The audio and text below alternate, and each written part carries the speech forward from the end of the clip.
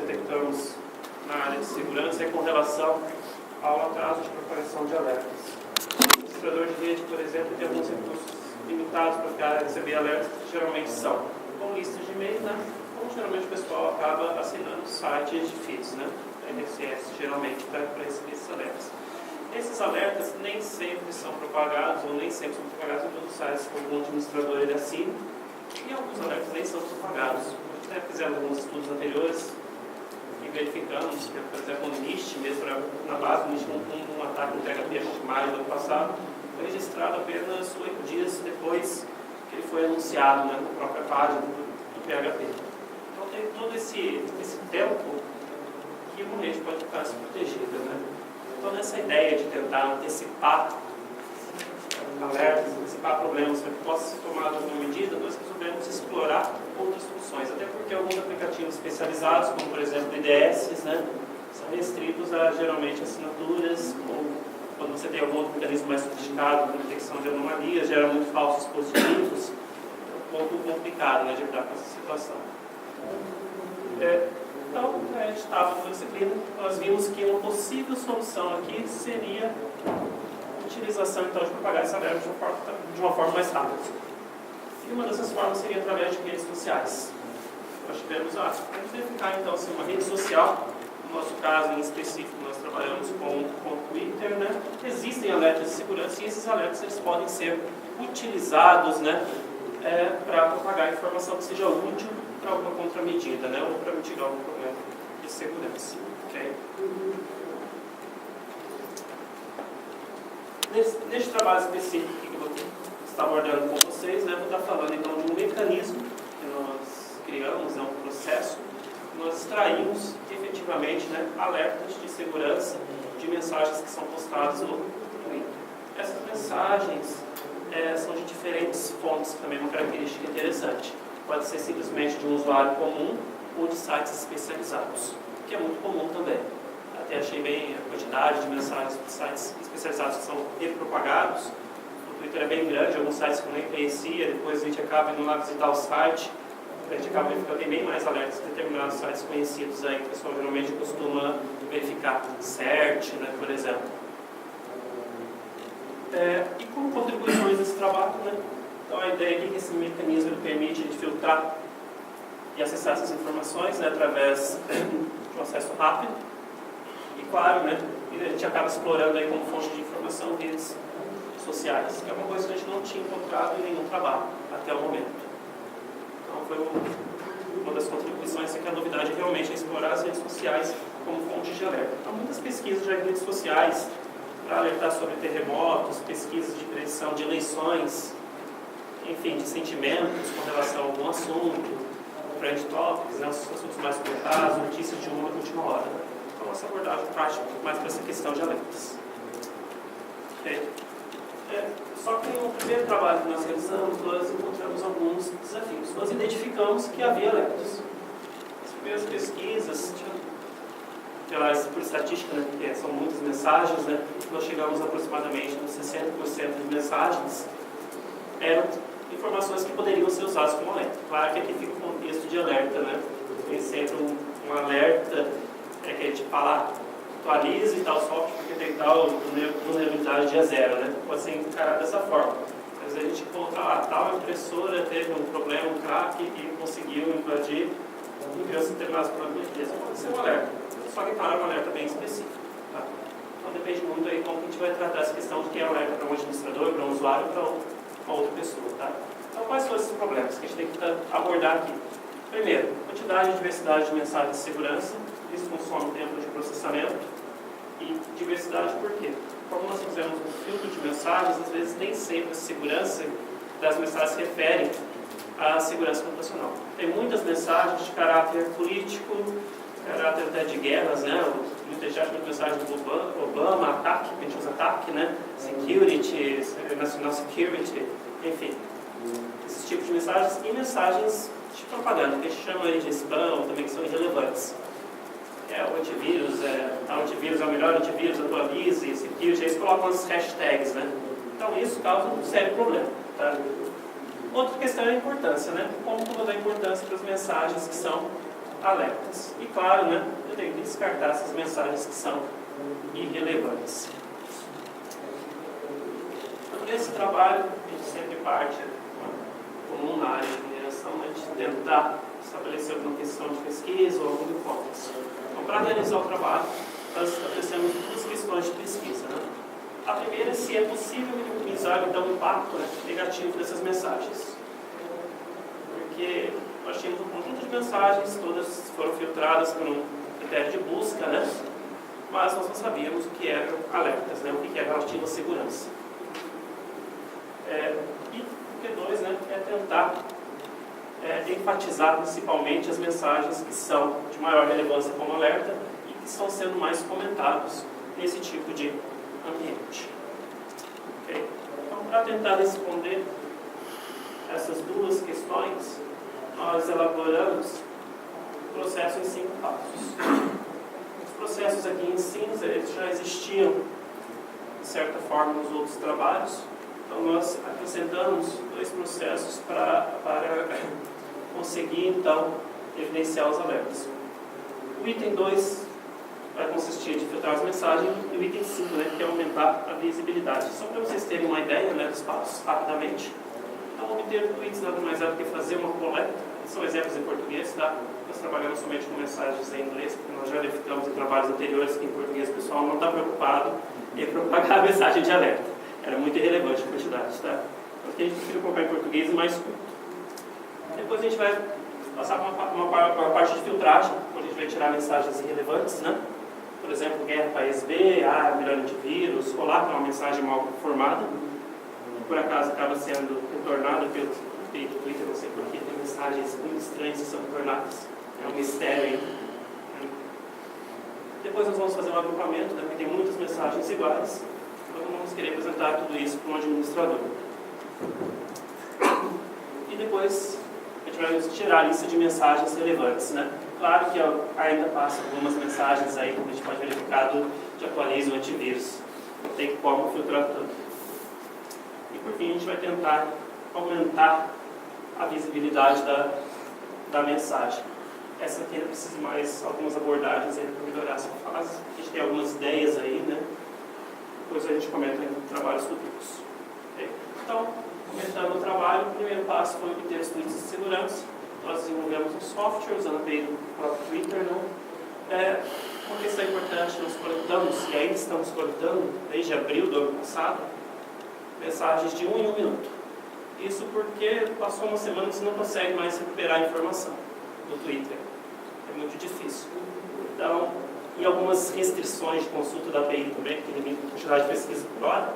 Então a gente teve que colocar um tempo de intervalo aí, mas a gente descarta mensagens que são repetidas. Né? Usamos alguns termos da área de segurança, não usamos aí uma topologia completa aí, né, de termos.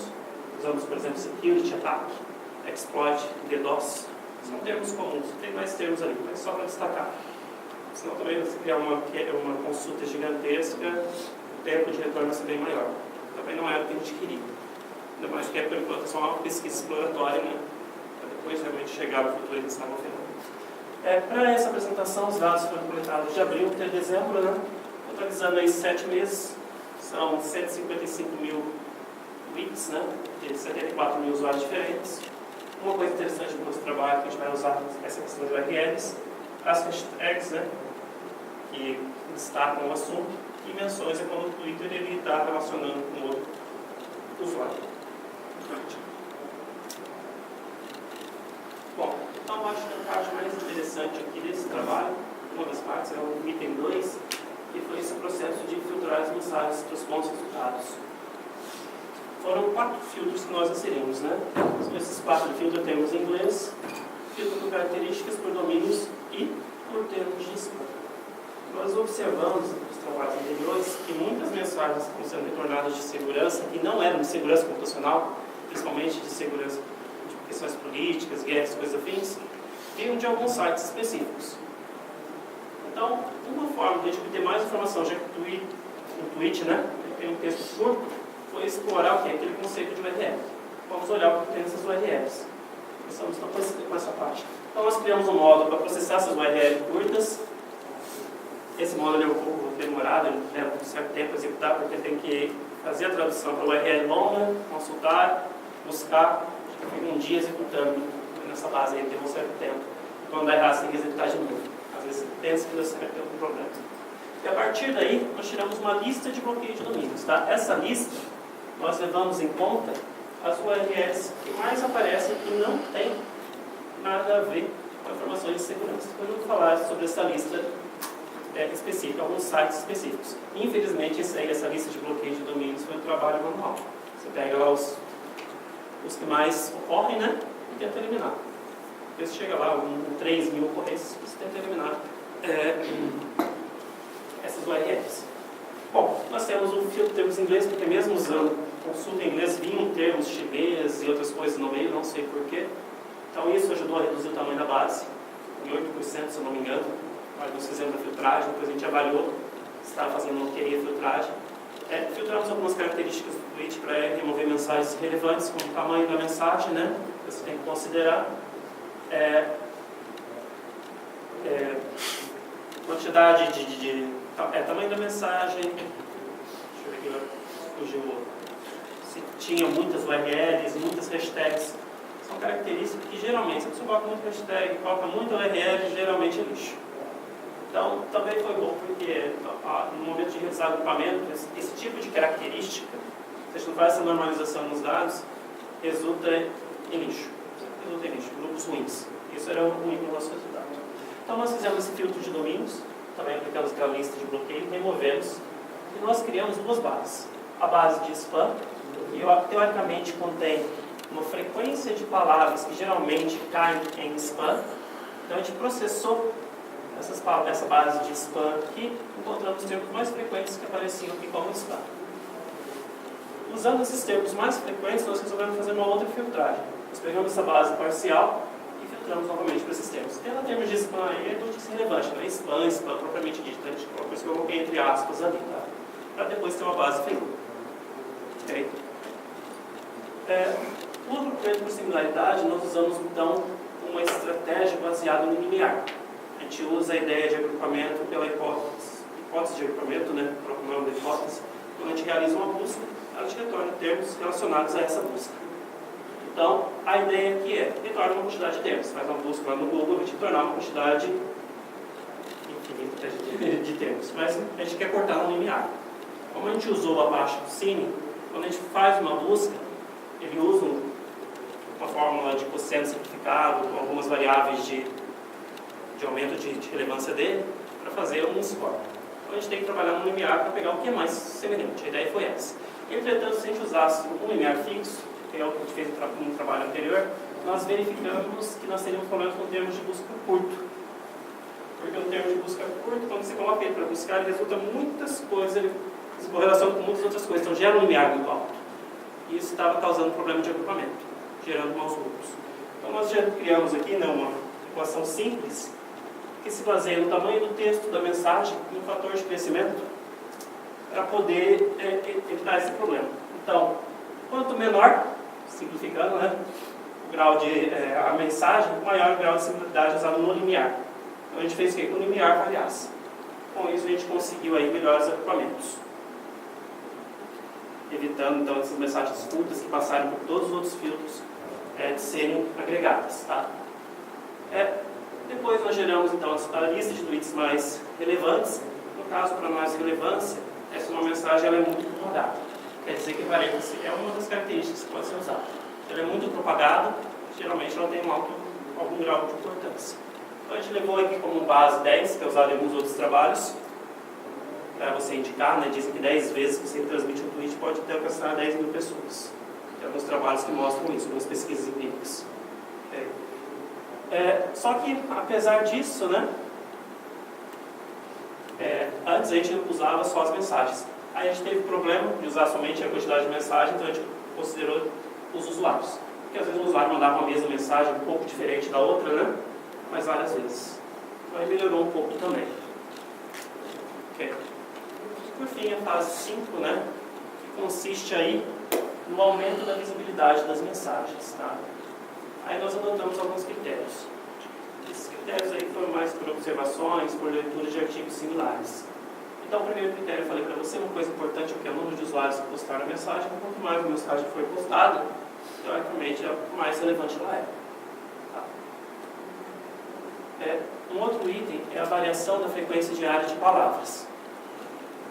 Se uma palavra ela é pouco citada um dia, de repente ela aumenta novamente, que é uma das coisas que eu uso até no Trend Topics, quer dizer que aquele assunto ganhou algum tipo de notoriedade. Você tem essa variação de frequência, você consegue então verificar que tem alguma relevância. Acho que o pessoal vai trabalhar aí com spam, geralmente spam no Twitter, geralmente você mantém uma frequência, as palavras sempre se mantêm, né? Então a frequência se mantém. Uma característica que nos ajudou também a fazer um filtro. Tanto essa questão de frequência diária quanto a ocorrência de palavras raras, que é quando uma palavra ela não estava aparecendo, depois ela aparece, né? Mas no nosso caso, se ela começar a aparecer demais, também indica que é uma mensagem relevante. Geralmente está associado aí com segurança política, porque o pessoal gosta de discutir coisas políticas, guerras, ou rumores que não tem muito a ver com segurança computacional. A gente gosta de propagar essas coisas. Tá? Uma outra característica de Twitter, né, no caso, é o aumento expressivo de mensagens no segundo dia. Se a gente encontra um pico muito elevado no segundo dia, geralmente é relevante. É uma característica do Twitter. Começa abaixo, depois no segundo dia amplifica. Variação, no caso, elevada de frequência de mensagens também é uma característica que a gente estava ali analisando as palavras, né, diário, mas também se você tem muita variação na mensagem, aumenta, diminui, ou de repente aumenta, não necessariamente no segundo dia, tem um certo grau de relevância. Okay? E nos estudos anteriores nós verificamos que mensagens de alerta geralmente tem propagação média de 12 dias. Então a gente usou ali um critério que se acontecer de 10 a 14, aumenta a importância também. Também produziu bons resultados. Né? E só para a gente ter uma ideia do filtro de Black Hat, o que aconteceu, né? Alguns dos sites, né, são bem mais do que isso, acho que foi mais de 200, eu estou mais próximo a 100, alguma coisa. Por exemplo, Washington Post. Às vezes é alguma coisa que é interessante como alerta, mas geralmente não é nada relacionado a alertas. Então, descartado. Agora, por exemplo, esse blog aqui. Esse blog geralmente tem alguns alertas interessantes. Eu pessoalmente não conhecia. Então é bem propagado e a gente acaba considerando esse domínio. Isso nós fizemos por inspeção normal. Questão de termos comuns, novamente. Nós fizemos aquele filtro, né, geramos a base lá de termos de spam. Então nós temos alguns termos relacionados ali com o spam que apareceram, mas não tem nada assim. Alguns até se relacionam com alertas, mas geralmente quando eles aparecem, não são alertas de segurança. Então foram usados para filtrar também. Por outro lado, a gente acabou achando uma coisa legal. Nós descobrimos novos termos que o pessoal acaba usando em segurança. Acho que eu separei 300 termos que são usados propriamente para segurança. Esses 300 termos a gente pretende usar aí para até elevar depois a notoriedade de alguma mensagem. Porque são coisas específicas em alertas. Isso que eu fui... Tem mais de 10 termos, né? O critério usado ali para selecionar o termo foi... Tem mais de 10? Você não considera. Então eu fui lá inspecionando um por um. Às vezes tinha termo que não deveria estar lá para verificar, né? Com o uso de filtro, a gente conseguiu extrair algumas coisas ali, né? Por exemplo, aqui, né? Essa questão do modelo SL, que é hackeado para ficar milhões, né? Para a gente pegar a notícia completa, você tem que acessar daí o URL. A gente não colocou um novo rootkit que injeta malware. Aqui a gente colocou do RA Security ID, também um exemplo de junho. Aqui está falando aquele vazamento, né, do Windows Exploit. Como eu falei, não é uma mensagem direta, mas ela pode ser usada. Com o uso de filtro, uma coisa legal que a gente conseguiu fazer é evitar mensagens que não são de segurança. Entretanto, também não tem nenhuma utilidade como alerta, né? Vocês podem verificar ali, né, Android, receber malware for links uma realidade. Como alertas, aí não tem utilidade nenhuma. Mas uma coisa boa que nós retiramos que não era de segurança. Tudo que a gente praticamente, mais de 90% relacionado à segurança, tá? Então, reduzimos a base, coisas positivas, né? Propagação, número de dias e pico de mensagens, ajudaram então a detectar mensagens que não são spam. Aquela questão de frequência de palavras e palavras raras também foi importante para detectar mensagens importantes e que são fora de contexto, né? E claro, depois que a gente pretende explicar, a lista de termos específicos de segurança podem ser usados para evidenciar alertas, né? A ideia é, se determinado termo aparece na mensagem, vamos amplificar. não aparece. É um termo de spam, ainda passou, vamos diminuir a notoriedade. Só fechar aqui, então, só os dois gráficos, aqui falta só esses dois gráficos. Então, aqui são os resultados com filtro e sem filtro, né? Esse sem filtro aqui, só ressaltando, tem aquela fase 5, né? Então, na verdade, já faz filtragem também, né? Então, às vezes não parece muito, mas há uma redução, com e sem. E aqui a gente mostra, só para mostrar a questão, se a gente somar os percentuais, aqui a gente vai verificar que 92%, mais ou menos, são mensagens de segurança. O resto ainda a gente tem que trabalhar para filtrar. Então a gente conseguiu, no caso, evidenciar, porque a gente usa a questão de propagação. Eu vou colocar as mensagens aqui, mas fica meio longo a tabela, para mostrar os alertas. A tabela é um pouco chata, mas sem no artigo, tá? Então, fechando, 92% das mensagens abordavam segurança computacional e mais 50% representam alerta, tá? Mas uma dificuldade que a gente tem é a questão de evidenciar mensagens pouco citadas como alertas. Às vezes você tem uma mensagem propiciada por um único usuário, essa mensagem pode ser muito mais importante do que uma que é replicada por vários. Aí é aquela questão, talvez, de aumentar a notoriedade através dos termos de segurança que a gente vai estar pensando. E, claro, a gente pretende usar aqui a aprendizagem supervisionada, no caso de classificadores, provavelmente o SVM, eu já estou aqui mexendo por causa do doutorado, para melhorar isso, ok? Então, acho que era isso que eu queria apresentar. Já acabou o tempo aqui, né? Estou aberto a perguntas. Então, perguntas? Eu pensei em usar uma coisa para ilustrar esses dados no código virtual que explicando sempre se o sistema possa voltar, o que é mais importante para o tipo, é tudo da vida. Sim, pensamos. Não sei se eu coloquei até aqui, né?